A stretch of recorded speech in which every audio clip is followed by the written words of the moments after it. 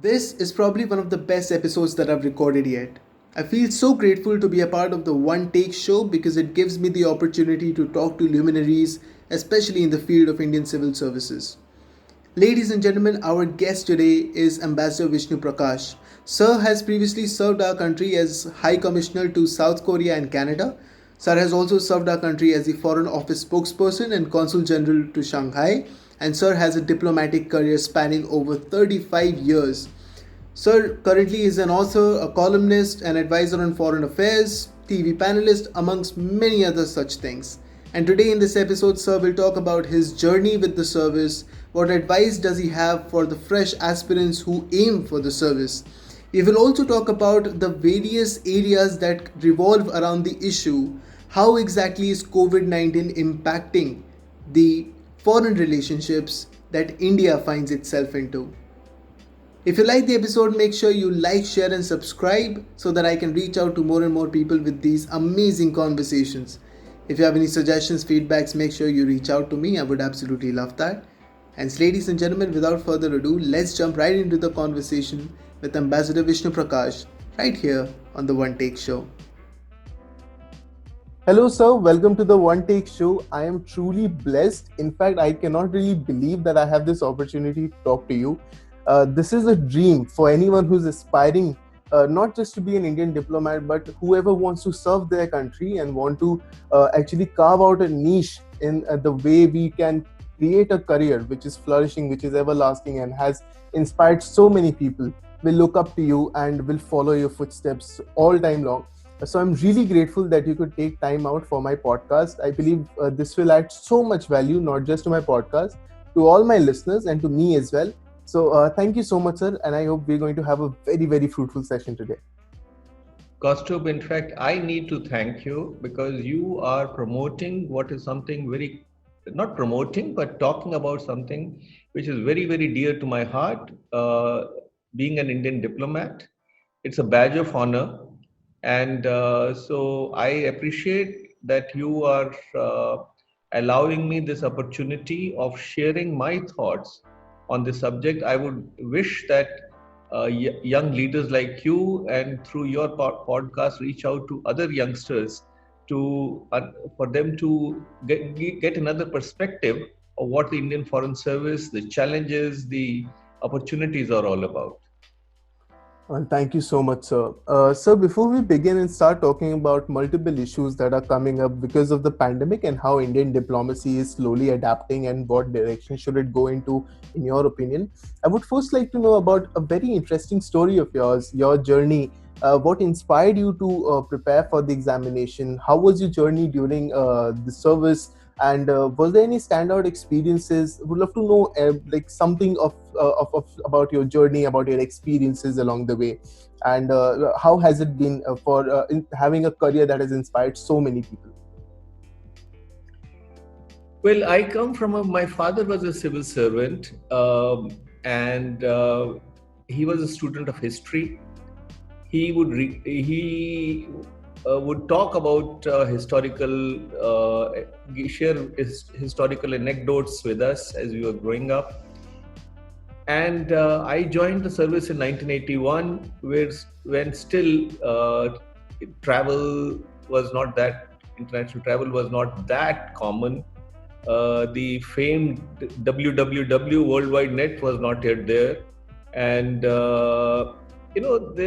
there was then this desire to appreciate, soak in the cultures, the value systems, the lights, the sounds of the world beyond India, and I was truly fascinated.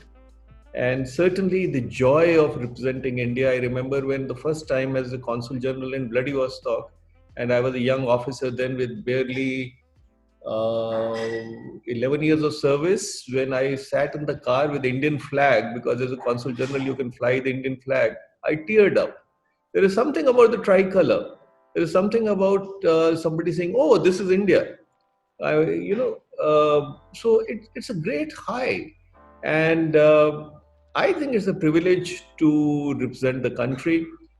But you also wanted me to make it anecdotal. So, one of the memories which are very fresh in my mind was when Prime Minister Modi came to Canada in April 2015.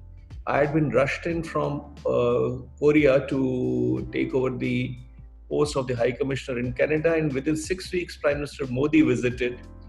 And we, for reasons that are beyond the scope of this discussion, we have had difficulties in our relations with Canada, although if there are two countries which should be natural partners, they are India and Canada. But nevertheless, this was the time of a high.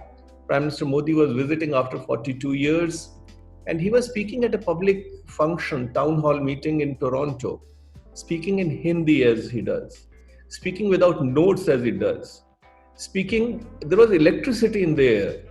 And with me, next to me was sitting the CEO of Brookfield. And Brookfield is a quote unquote small Canadian company with a market cap of 270, $280 billion. And the best part about Canadian companies is that they generally fly under the radar. And but $270 million is small change, as you can appreciate. And they have been investing in India big time. They are quite big in India's commercial space. So he turned to me suddenly and said, "High Commissioner, your Prime Minister is speaking in Hindi. I don't understand what he's saying. But listen, whatever this guy is selling, I'm going to buy." And you can imagine what I were to feel. I mean, suddenly my fatigue of weeks disappeared. And you looked up and said, "Wow." So uh, it's a service which is absolutely unparalleled in my view. And I know I'll be born a few hundred times again, and hopefully I'll be joining the foreign service every time I'm reborn. Right, sir. I believe this story is so inspiring as if words written out in gold that we would. This is exactly why I believe anyone who prepares for the examination or dreams of serving their country through this medium actually looks up to the kind of story they want. Uh, if today, sir, you have any advices for the fresh aspirants who are trying to get into the service, who are aiming to become Indian diplomats, what would your advices be? Thank you. I was hoping you will ask me that question. I have depicted one side of the picture. But believe me, the Indian Foreign Service is slightly different from the James Bond movies, where the James Bond goes with a weapon, a drink, and maybe somebody else. And no, it's not that. It involves a lot of hard work. It involves a lot of sweat. In fact, a lot of grind, if I were to say so. And the reasons being that our embassies are very small. The support system is limited. In India, the civil servants have something called the power of the state, authority, the power of the law. We have nothing like that. We cannot order my interlocutor from another country, "Hey, Mr. X, do this."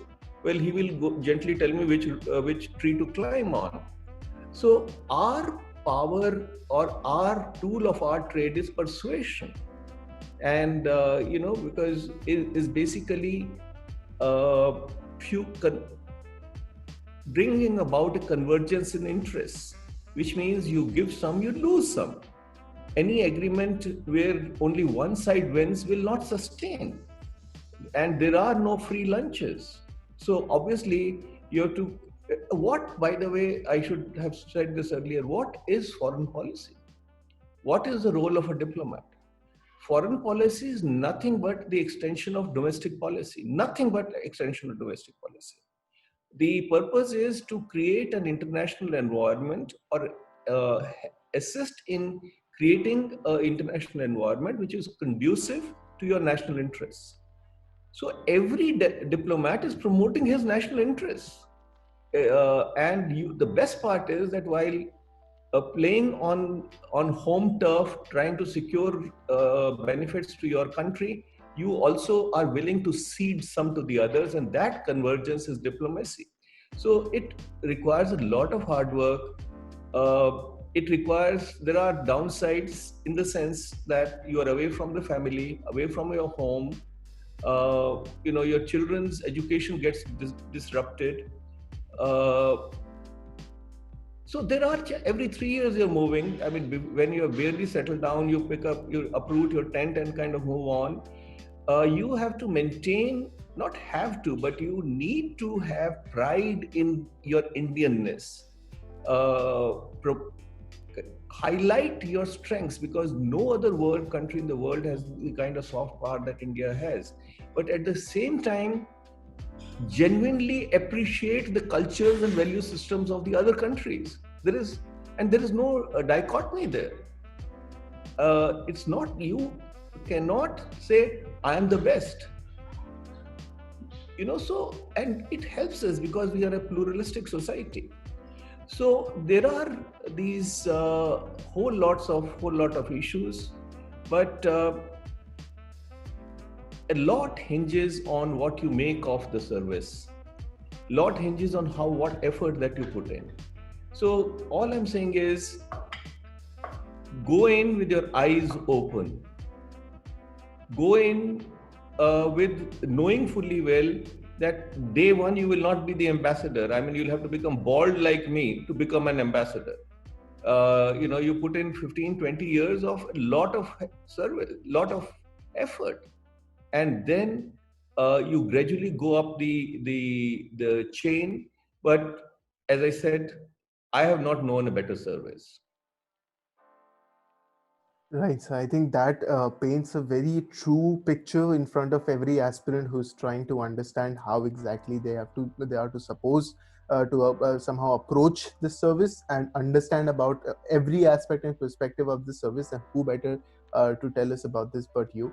But so this brings us to the a very interesting part of our conversation, a very substantial part of the conversation. And you've been through various webinars that we have also attended.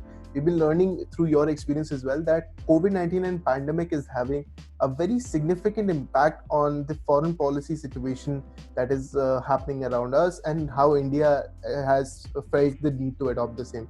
We'll pick up a very specific point and would love to know your opinion on the same.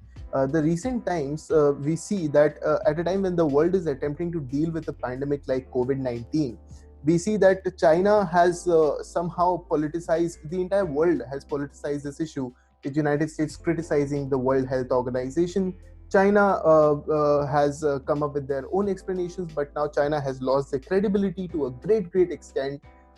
Countries like Taiwan and Hong Kong are finding themselves in a precarious condition, whereas now India is in a position where it has to choose between the one China policy that we have followed previously, or to hold up the standards that Taiwan has set, or it has very successfully handled COVID-19 pandemic, and now is being pushed by United States for the observer nation status. And for the very same reason, I believe, how do you think India can deal with such precarious condition, and what, in your opinion, should be India's political stand as far as foreign policy is concerned? Well, what is foreign policy, or what is diplomacy, or what is domestic? What is policy? When you say policy, it means we have chosen, we have opted to take a certain route. So it's all about choices, whether it is in the domestic context or the international context. And therein lies your skill, your art, your challenge, your opportunity as to what kind of a choice that you exercise. Now, let's talk of in the foreign affairs domain. What is the choice that you will exercise? Not exercising a choice is also a choice. And depends on what stage of development you are in, what is your vision, where do you see yourself in the hierarchy of the Committee of Nations, where do you want to go, what is the kind of role that you want to be seen to be playing. If your stakes are not high, then you can be a fence sitter. You can say anodyne stuff. But at times, by the way, at times not genuinely, not jumping into, you don't have to jump into every dispute. There are so many disputes. I am often asked, oh, but India stands, it has this stand, India is a democracy. Yes, but we are not the world's policeman. And we will do what we have to remember is so long as the yardstick is to be governed by your enlightened national interest, chances are you will take the right approach. Plus realism, plus realpolitik. And I cannot emphasize enough the importance of realpolitik. You have to be realistic. You have to know your strengths, your weaknesses. You have to know your opponent's strengths and the opponent's weaknesses. And one size does not fit all. So, I mean, you have to take different positions depending on whom you are dealing with. But one needs to be guided by one's supreme national interest. And I think, there would be a cost. When you exercise a choice, you will not always get it right. You will at times get it right, at times not get it right, but depending on your skills and your understanding, you will get it more often right than wrong. Basically, I for one believe that at the stage of development we are in, there are three things important for India: economic growth, economic growth, and economic growth. I believe rest follows. Even if you speak good English, but you do not have enough to take care of, or you cannot secure your borders, it will not help. Soft power supplements hard power, and hard power comes from economic power. So that should be in my view, our goal and effort to make sure that we are focused like Arjuna on the eye of the fish, and that is avoid distractions as far as possible, pursue economic development, secure your borders, enhance your security. We are not an expansionist power. We do not covet anybody's territory, but we have to be very clear and let the world know that we know how to secure our own. So that is one aspect. Secondly, it's very important because we have a vision to play a role in the world, constructive role in the world. We need to get our neighborhood right. And there will be setbacks. There is a neighbor of ours which has been perpetrating terrorism against India. The neighbor's identity is what is the identity? Not India. I mean, anything that India stands for, the neighbor does not stand for, because they want to craft a different identity, and they will kind of be a spoiler. But we cannot give up. We are a large country. So we want to be like a tide which lifts all the boats. And only when our neighborhood has interest, or they are invested in India's growth and development, that we will be on a strong pedestal or platform to surge ahead, march towards attaining our destiny. Right, so I believe that somehow sums up the entire picture in such a precise manner that answers our the recent LAC issues with China, and what India should do. As you've mentioned, that our soft power should complement our hard power, and hard power should come from economic growth.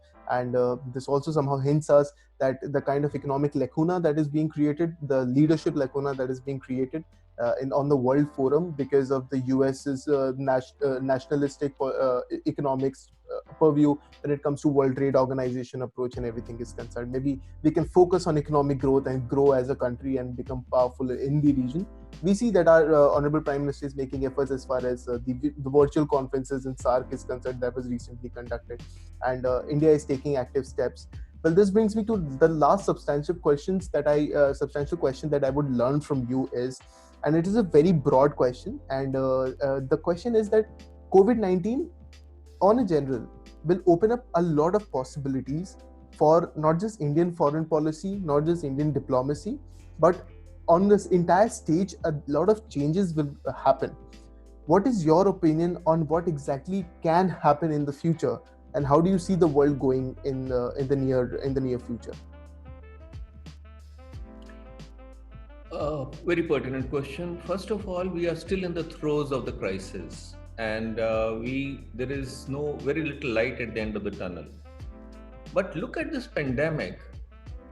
After the Spanish flu, 1918, which no living being remembers, this has been the biggest crisis that has confronted the world, and the cost in terms of human lives, the economic cost, the sheer power of this pandemic to disrupt, uh, to change our way of life.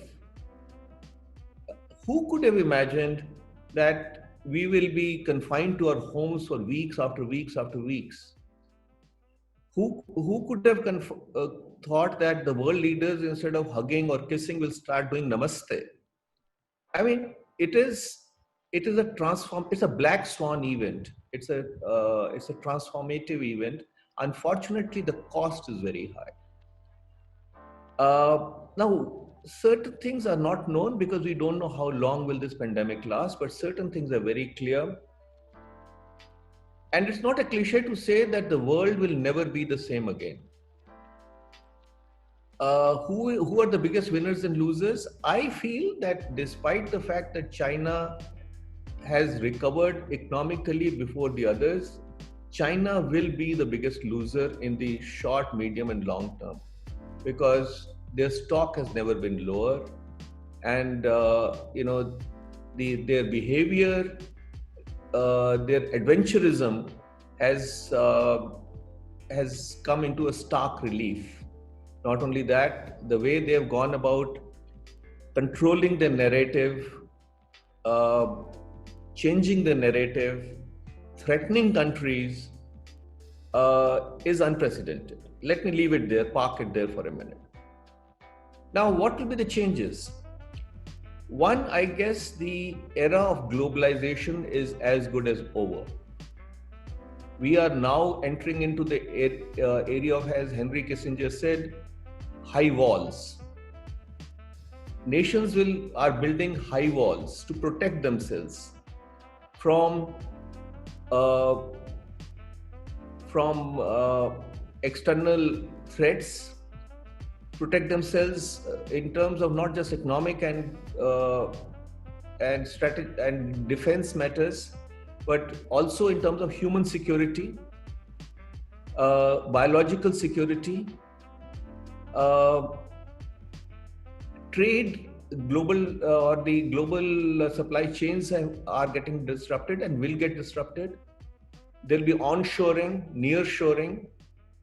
There will be the era of WTO-led trade, the most favored nation trade system is, I think, on the back foot and gasping.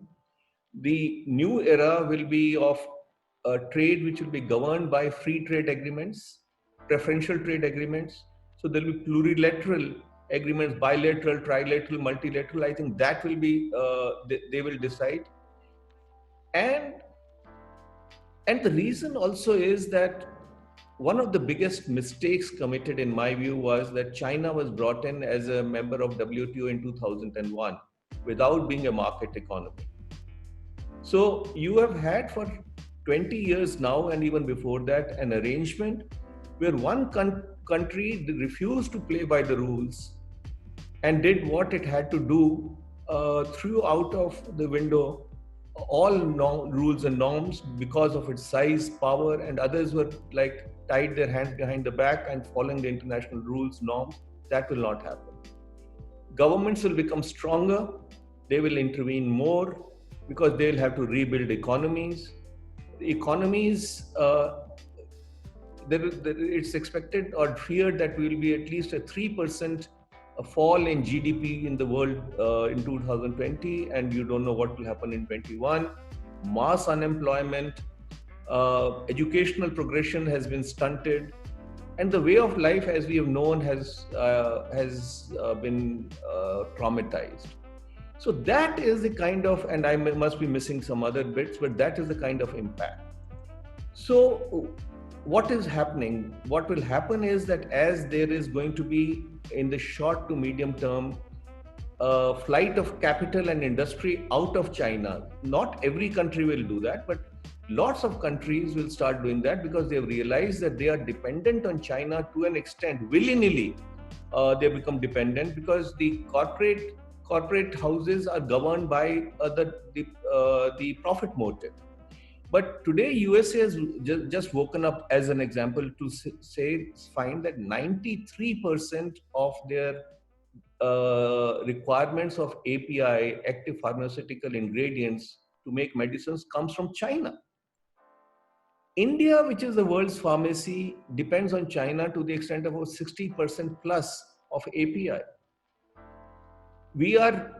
Today, India is getting a lot of consumer electronics from China.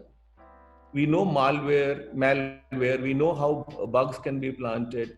So, without trying to engage in any kind of scaremongering, which I'm not, for national security, for national prosperity, for the well-being, you have to take charge of your destiny. And you have to do what it takes to make sure that you're not just guided by economic considerations, but also strategic considerations, long-term viewpoint.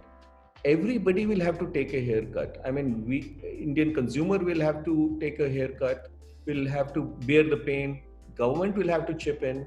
But when Prime Minister talks of a self-reliant Bharat, he is talking of not a Bharat in isolation, but a Bharat or an India which can take care of its requirements. Now imagine we are in a very difficult security environment, one of the most challenging, and we are dependent on imports for defense platforms. Can we afford to let somebody decide on take decisions on India's security and well-being? Suppose we get defense platforms and don't get spares. Suppose at the time of crunch, there is some malware installed in the platforms. So the world over, there is going to be slowly a move on onshoring that opens. And for us, we need to expand our manufacturing base. It is very narrow. It's about 16% of our GDP. We need to take it to 25%. And there is a need for introducing Make in India 2.0. And mere tinkering will not do. We have to change the ecosystem of investment and manufacturing completely. We have to sweep aside. I mean, I'm very clear. Under Prime Minister Modi's government in the last 6 years, India has taken huge strides. I've been writing about that, speaking about that. But still, please, let's appreciate that we are at 63 in the ease of doing business, which means that 62 countries are ahead of us. So now the competition has gotten keener and we have to get our act right. So it is for us a 1991 moment, and I am very sure and hopeful that we will be able to do what it takes to expand our manufacturing base, create employment opportunities. We talk of the youth dividend, demographic dividend, but for that we have to gainfully channelize the energies of the youth. So that is how we can do that. It's a Herculean task, but we are up to it. And it first and foremost is how quickly we get out of this pandemic, the crisis. I hope that we emerge relatively unscathed, and then I guess we move ahead purposefully. We work together with like-minded democratic countries, and I guess the best part is that the world is interested in India's development. I don't think too many countries in the world can claim that country after country after country wants to see you grow, develop, because you are not, there is no conflict of interest. You're not threatening their well-being. You're being a partner. So that is how I view it. I'm cautiously optimistic, but I also know that this is an opportunity of a lifetime, and I hope we rise to the occasion. Right, sir. As you have very well mentioned, this is an opportunity of the lifetime, and as a country, we all should make efforts. As a country, as a state, we hope that they also take the measures, that we rise up to the occasion and make the best of it. Thank you so much for describing to us the entire process, giving us such an interesting insight, giving us this perspective into the entire issue. I believe everyone who listens to this podcast right now, uh, at some point of time, will go back, think, and then start reading up, start learning more about the process, because this is something that gets overlooked but is extremely, extremely important. And who better to tell us about this but you? Thank you so much, sir. I had a wonderful time. I am extremely blessed to have this opportunity to talk to you, and I hope you had a good time too. I had a lovely time, and I hope that I can claim in a few years that I was one of these people who inspired you to be a diplomat. And when I come to your mission where you are, well, I'll be quite old by then, but you'll give me a cup of coffee. God bless you, my friend.